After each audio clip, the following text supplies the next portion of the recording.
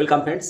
প্রথমেই সবাইকে ঈদের প্রচুর প্রচুর শুভেচ্ছা, ভালোবাসা এবং অভিনন্দন জানিয়ে বন্ধুরা, এখন আপনাদেরকে জানাবো এই যে বকেয়া ডিএর বিজ্ঞপ্তি প্রকাশ করেছে পশ্চিমবঙ্গ রাজ্য সরকার। এই বকেয়া ডিএর এরিয়ারের টাকা একজন pension holder, family pension holder, একজন পেনশনারের মৃত্যুর পর তার পরিবার কিভাবে টাকাটা পাবেন সেটা নিয়ে আলোচনা করব। বিজ্ঞপ্তি প্রকাশের পর জনমানসে ধোঁয়াশা তৈরি হয়েছে বইকি। সরকারি নিয়ম কি বলছে, কিভাবে পাবেন এই বকেয়া ডিএর এরিয়া জানাবো। সঙ্গে আমি শিবরাম সরকার। আবারও আজকে ঈদের প্রচুর শুভেচ্ছা ভালোবাসা রইল আপনাদের প্রতি। প্রশাসনের নির্দেশিকা অনুসারে কোনোভাবেই আপনার বকেয়া ডিএর এরিয়ারের টাকা এক পয়সাও মারা যাবে না। সঠিক উত্তরাধিকারের হাতে গভর্নমেন্ট এই টাকা তুলে দেওয়ার জন্য প্রতিশ্রুতবদ্ধ। সরকারের যে সুস্পষ্ট কিছু নিয়মাবলী রয়েছে সেগুলো জানতে হবে, আর সেই মোতাবেক আপনাকে পদক্ষেপ গ্রহণ করতে হবে।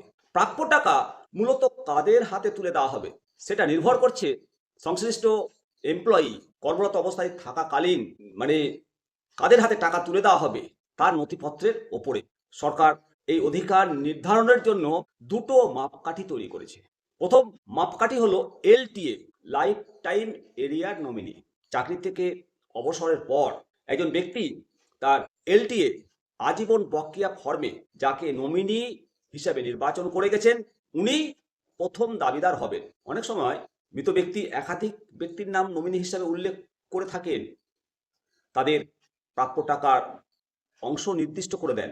তেমনটা যদি থাকে ফর্মে উল্লেখিত অনুপাত অনুযায়ী বকেয়া মহার্ঘ ভাতার এরিয়ার ফ্যামিলি পেনশন হোল্ডারদের মধ্যে বন্টন করা হবে। দ্বিতীয়ত আইনসম্মত উত্তরাধিকার। অনেক সময় সমস্ত কর্মচারী অনেকেই নমিনি করে যান না, নমিনি করা থাকে না সার্ভিস বুকে।